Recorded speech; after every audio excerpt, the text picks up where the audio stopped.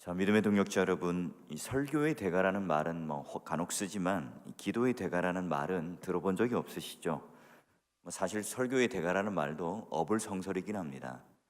기도라고 하는 것은 기도 받으시는 대상이 있고, 이 기도를 한다는 것은 곧 내가 이룰 수 없다는 것을 먼저 고백하는 거죠.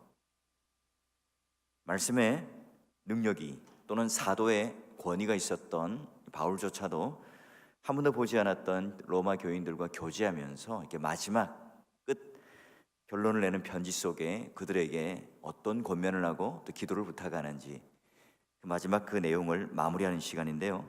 로마서 15장 13절까지가 이제 하나님께서 오늘 우리들에게 주신 그 놀라운 은혜와 그 구원에 관한 적용의 끝이라고 할 수 있죠. 우리 기독교 윤리에 관련 우리의 삶에 관련된 적용이고요. 그 다음에 30절까지는 바울의 개인의 신앙, 선교, 사람들과의 관계 등을 드러내요. 그런데 이 본 내용이 이제 16장에 가면 우리 사람들과 안부 인사를 하면서 그간 만났던 사람들에 대한 마지막 그런 회상을 하며 끝내는데요. 결국 15장 끝까지가 바로 함께 묶는 로마서 전체의 내용이라 할 수 있습니다. 그러면 실제적으로 이제 바울이 결론을 맺는 이 말씀은 어떤 말씀으로 끝을 맺는가? 핵심이 담겨 있겠죠? 자, 오늘 이 30절 말씀 보게 되면 형제들아 말씀하면서 내가 너희를 권한다 이렇게 표현해요. 이 권하다는 말은 위로하고 청하고 권면하다. 자, 이 말인데 로마서 12장에 볼 때도 그리스도인들이 가져야 하는 은사이기도 했어요. 자, 위로라는 것, 사람을 권면하는 것. 이 세상 사람들은 사람들과 어떤 때 관계를 하죠? 나에게 유익이 있거나 나에게 만족을 주거나 내가 좀 더 신분의 상승 또 내가 무언가 일을 할 때에 어떤 결과가 나에게 주어지는가 관계를 따져요. 이익을 따지죠. 서슴없이 서로를 이용하기도 합니다. 내가 필요하면 그 관계를 맺고 내가 필요하지 않으면 냉정하게 그 관계를 끊어버리는 게 세상입니다. 하지만 그리스도인들은 서로 권면하는 그 관계, 그 지속적인 관계에 있는 사람들이에요. 왜죠? 우리는 한 몸이고 공교회고 또 거룩한 한 몸으로 우리는 한 형제로 묶여져 있습니다. 예수 그리스도의 피로 묶여져 있는 존재이기 때문에 세상 사람들이 말하는 것처럼 이익 또는 나에게 오는 어떤 유익 이런 걸로 관계를 맺는 것이 아니에요. 그래서 여러분 우리가 주일 오전에 드리는 이 공예배는 우리가 다른 특별한 의미를 부여한 공적 예배고 더 나은 예배라는 의미가 아니라 어떤 신분, 어떤 위치, 세상에서 가지는 어떠한 내가 잘남과 못남 이런 것 다 상관없이 세대를 뛰어넘는 모두가 함께 하나님께 예배를 드리는 예배로서의 공예배예요. 자, 그런 의미로 오늘 우리는 그런 이 바울이 가졌던 권하고 권면하는 이 교회론 속에 성도는 누구인가에 대한 분명한 인식을 하고 이 말을 합니다. 자, 이게 위로라는 것도 종종 우리가 할 때에 권면도 마찬가지예요. 이 전혀 엉뚱한 결과를 초래하죠. 또 위로하는 사람의 의도가 잘못 전달될 수도 있고요. 수용하는 그 권면을 받아들이고 위로를 받아들이는 사람도 이제 오해를 할 때가 있습니다. 손바닥이 마주쳐야 소리가 나듯이 권면하는 분, 또 수용하는 사람 모두가 다 함께 맞아떨어져야 하는데 또 쌍방이 잘못될 수도 있어요. 바울은 그러면 로마서를 끝내는 이 마지막 편지의 끝을 어떻게 권면하고 있는지 무엇을 부탁하고 있는지 한번 보면 권면의 내용, 권면의 그런 스킬, 방법들은 무엇인지를 설명해요. 자, 우선 30절 보니까 우리 주 예수 그리스도로 말미암아라는 표현을 써요. 자, 예수님을 통하고 예수님을 따라 예수님의 그분의 길을 걸어서 예수님으로 말미암아 그분을 드러내기 위해서 권면을 하고 위로를 하라는 말이죠. 자, 그러면 오늘 우리가 권면을 할 때도 나 자신이 드러나는 게 아니라는 거죠. 내가 이 권면을 하면서 내가 당신보다 우위에 있어? 난 당신보다 여유롭고 더 강하고 더 세고 더 나은 존재니까 내가 당신보다 더 우월한 존재로 내가 당신에게 위로를 건네 권면을 하네. 그런 의미가 아니라는 거예요. 그래서 우리가 예수 그리스도로 말미암아라고 하는 이 의미는 나 자신이 감추어지죠. 십자가 뒤로 감추어지고 바로 예수님이 드러나는 그 권면을 하라는 말이에요. 그럼 제가 이제 부교육자 시절에 부목사 시절에는요, 설교 준비를 항상 나를 돋보이기 위한, 내가 어떻게 하면 설교를 잘해서 성도들에게 인정받을까? 내가 어떻게 설교를 잘해서 그런 설교 잘하는 사람이라고 인정을 받을까? 거기에 초점을 맞췄어요. 그러나 이제 제가 한 교회의 담임 목사가 되고 나니 어떻게 하면 성도들의 가슴과 삶에 예수 그리스도가 닿게 할까?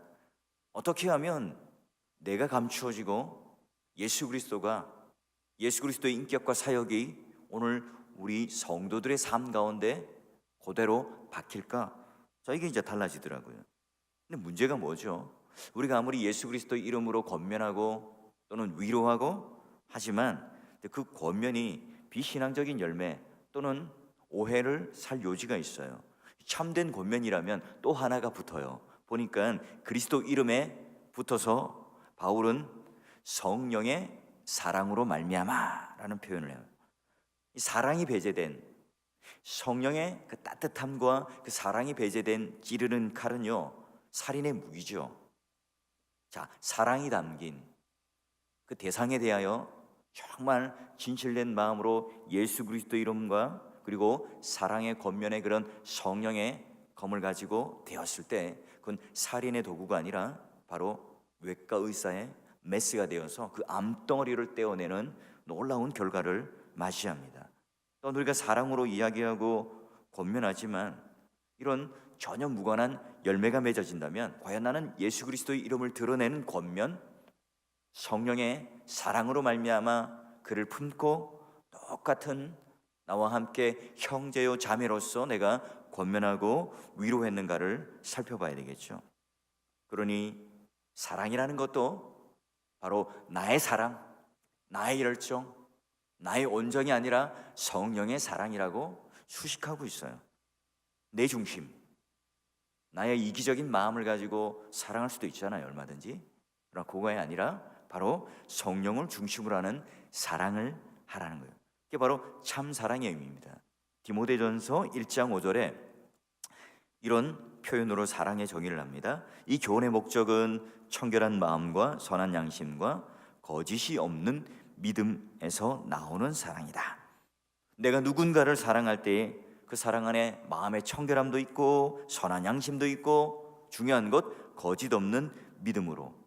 자, 이것으로 비롯되지 않은 사랑이라면 그 사랑은 성령의 사랑도 아니고 예수 그리스도의 이름으로 권면하는 것도 아니고 참 사랑일 수 없다는 거예요. 그럼 내가 누군가를 사랑한다는 것, 그 사랑이 내 만족을 위한 이기심인지, 예를 들어서 다른 사람을 사랑하는 것도 내가 내 만족을 위해서, 내 기쁨을 위해서 내가 그런 것을 할 수도 있다는 거죠. 나 자신을 송두리째 주고자 하는 선한 양심과 깨끗한 산물, 그 마음의 산물인지를 항상 되짚어 보라는 거예요. 내가 남을 사랑하는 것, 내가 남을 권면하는 것, 여러분 요거 시작하는 데부터 내가 뭔가 우위에 있다, 우월한 위치에 있다고 생각할 수 있어요. 우리가 선교지에 협력 선교사님들을 돕고 파송 선교사님들을 도와요. 파송 선교사 또는 주파송 선교사님, 협력 선교사님보다 더 우위에 있고 더 나은 위치에 있습니까?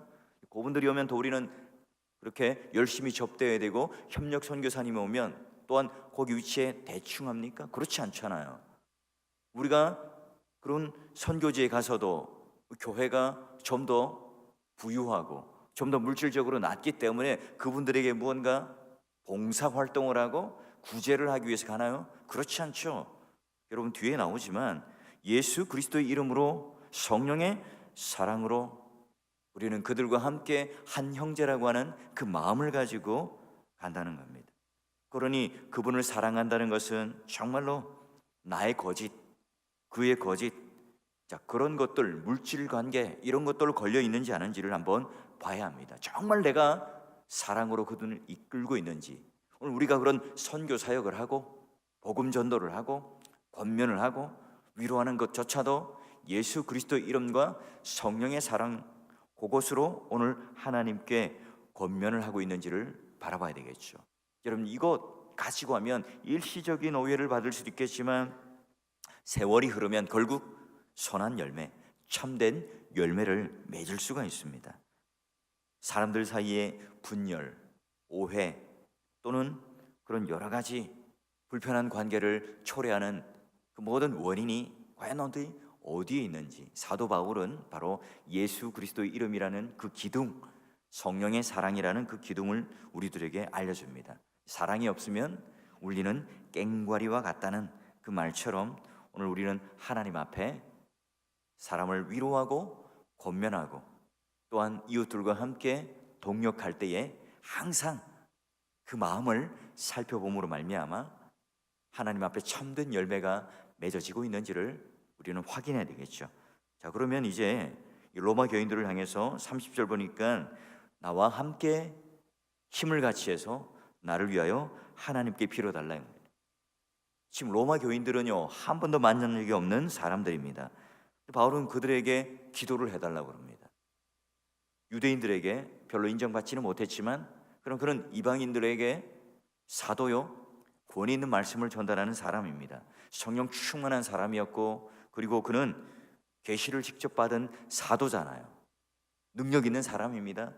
그럼에도 불구하고 한 번도 보지 않고 얼굴을 맞대면하면서 교제하지 않았는데도 그분들에게 기도를 해달라고 부탁을 합니다.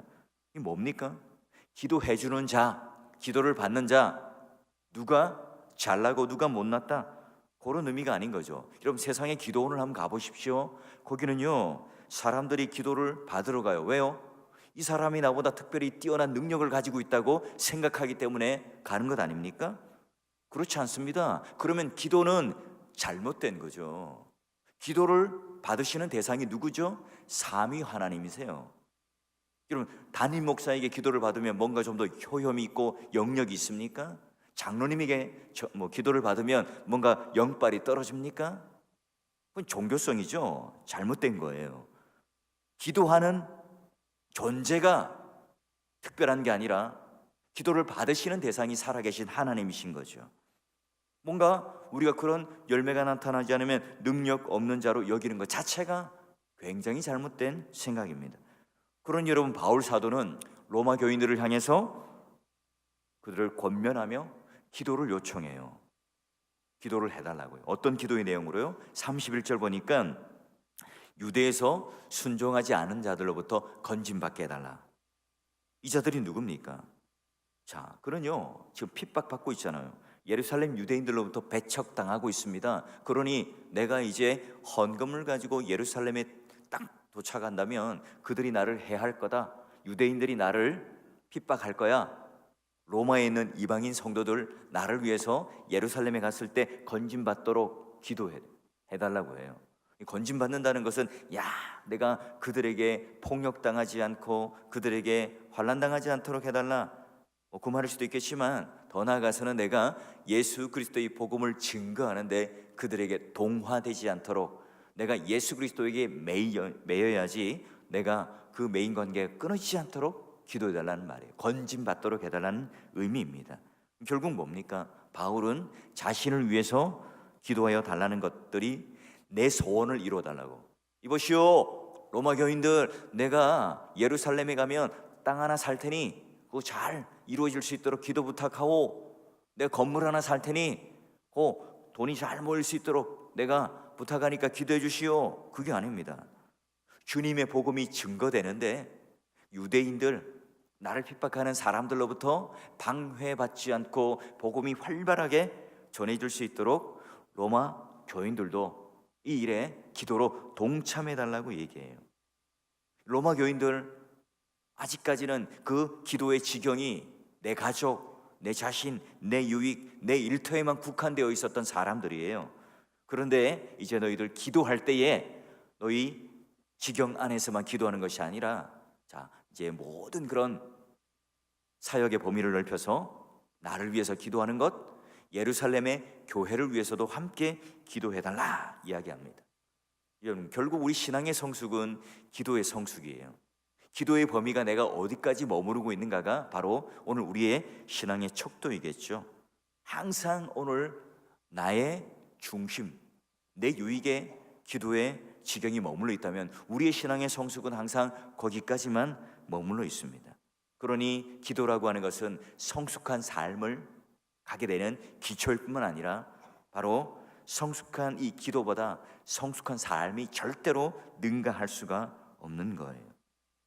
이제 그들은요, 바울은 내가 돈을 가지고 헌금을 가지고 예루살렘에 갔을 때 성도들이 또한 받게끔 해달라고 31절 하반절에 얘기합니다. 그 말이 뭡니까? 제가요, 아가야 마게도냐 성도들이 애써, 그들도 정말 가난하지만 정말로 피땀 흘리게 내가 번 이 돈을 가지고 헌금을 하고 연보를 했던 돈을 가지고 예루살렘으로 가서 그들에게 전해주는데 그들이 배척할 수도 있잖아. 야, 우리를 무슨 거지로 하니? 너희들 우리가 개척해준 교회인데 이게 무슨 소리야? 라고 할 수도 있잖아요. 근데 그렇게 되지 않도록 당신들이 이제 섬기는 이 일들을 통해서 잘 그들이 수용하고 감사하게 이 헌금 연보를 또한 받을 수 있도록, 그리고 내가 유대인들로부터 건진받을 수 있도록 기도해 주시오라고 얘기해요.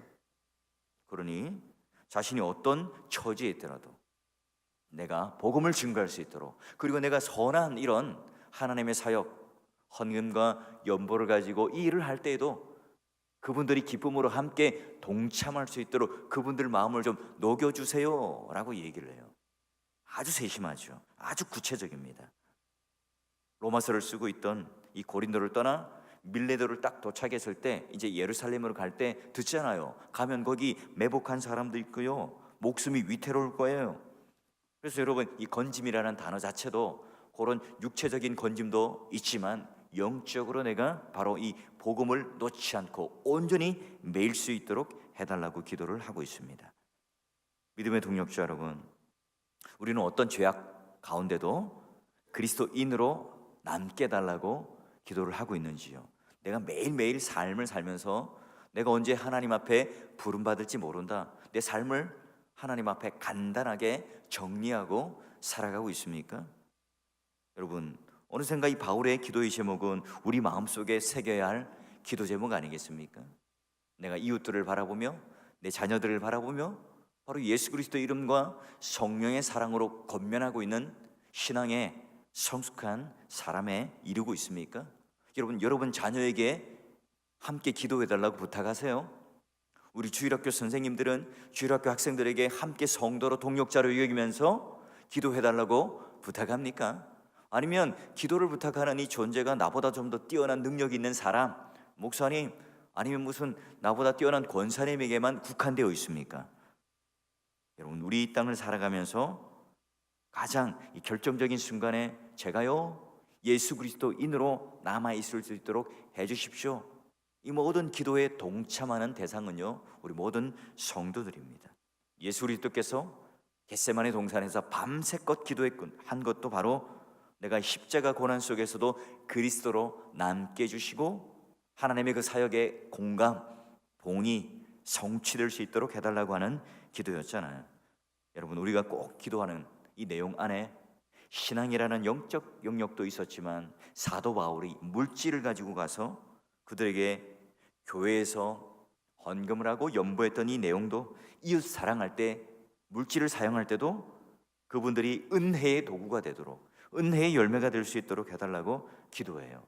내가 이 물질을 나누는데도 타인의 인격을 속박하거나 또는 타인의 삶을 내가 이 물질을 가지고 짓밟거나 또 지배하거나 그분들이 오해하지 않도록 선교지와 또 선교를 보내는 교회와 물질의 관계로, 주종의 관계, 갑을 관계로 매이지 않도록, 그리고 이 물질이 교회뿐만 아니라 사회 전역에 가난한 성도들, 가난한 사람들을 위해서 잘 쓰일 수 있도록, 사람을 살릴 수 있도록 해달라고 기도를 부탁하고 있는 바울의 이 간절한 심령.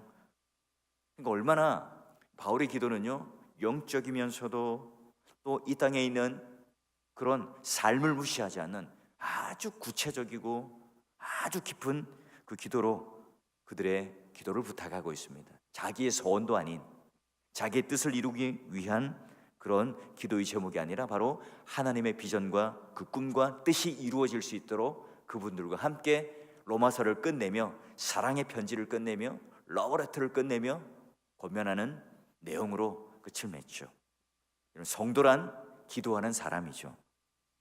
그 기도한다는 것은 이 일을 완성시키고 도장을 찍고 마무리를 짓는 분이 따로 계시다는 말이에요. 그러니 기도하는 사람이라는 것은 내가 얼마나 연약하고 부족한 사람인가를 인정하는 사람이죠. 기도한다는 것은 날이 가면 갈수록 더욱 주님을 의지할 수밖에 없는 존재라는 거고요. 기도하는 사람이라고 하는 것은 성도들 간의 우위에 위치해 있거나 열악한 위치에 있거나 또는 잘나거나 못나거나 하는 기준이 아니라는 거죠. 여러분, 내가 내 소원을 이루가려는 사람은 늘 불안해요. 그러나 내가 가지고 있는 모든 계획과 비전들이 다 하나님의 것으로 돌려드릴 때에 바로 하나님께서 해주시고 하나님의 일이라고 생각할 때에 어때요? 불안하지 않아요. 주님의 뜻을 이뤄가는 사람들의 마음은 그래서 어떤 위치, 어떤 환경과 조건이 있더라도 평안을 선물로 받죠. 그래서 사도 바울 마지막 끝에 하는 말이 평강의 하나님께서 너희 모든 사람과 함께 계실지어다. 이 말로 그들을 축도하고 끝내는 거예요. 믿음의 동역자 여러분, 다시 한번 오늘 우리 인생을 살아가면서 이 새벽의 아침에 오늘 나에게는 예수 그리스도의 이름과 성령의 사랑이라는 이 두 기둥으로 권면하는 내 마음에 넉넉함이 있는지를 한번 살펴보시고 남편에게, 아내에게, 자녀에게 그 두 기둥의 아름다운 권면의 내용 그리고 그들에게 함께 기도를 요청하며 이 바울이 아주 세세하게 영적인 것과 신령한 것뿐만 아니라 세상의 우리의 삶 가운데도 구체적이고 아주 내 삶에 밀접한 그 기도의 제목까지도 그분들과 함께 나누며 로마 교회 교인들을 손님이거나 이방인이거나 나보다 낮은 존재이거나 나보다 무슨 높은 존재이거나 딱 설정해놓고 그들과 함께 편지를 나누고 교제하는 것이 아니라 나와 똑같은 형제고 자매고 이웃이고 성도라는 마음으로 정말 진심 어린 마음으로 그들에게 기도를 부탁하고 그들에게 내 삶을 맡기고 동일한 그 하나님을 바라보며 기도하는 사람이 되고자 권면하는 바울처럼 오늘도 저는 여러분에게 그런 권면 속에 또 서로 세워주고 격려하는 그 귀한 날로 오늘 하루 하나님 품에 또 하나님 은혜 가운데 잠기는 귀한 날 되시기를 주의 이름으로 축원합니다.